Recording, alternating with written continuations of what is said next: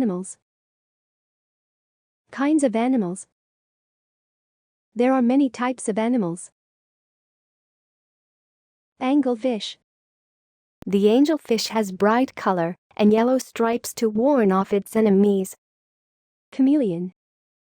A chameleon can change its color to hide from its enemy. Parrot.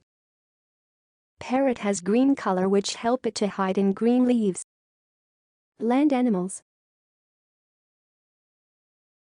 Some animals live on land. They have very strong legs to move on land.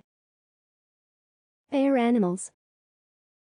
Birds are animals that fly in the air. Birds have wings so they could fly. They have feathers, beak and claws. They lay eggs. Water animal. Animals that live in water swim with the help of their fins. Fish breathe with the help of gills. Most fish have scales on their skin. There is a fish called ray which has shape like kite. Animals that live on water and land, for example crocodile and turtle. Some unusual animals. Snail looks like a shell. Starfish looks like a star. Seahorse looks like a horse. Animals' houses. Every animal has its own houses where they can rest.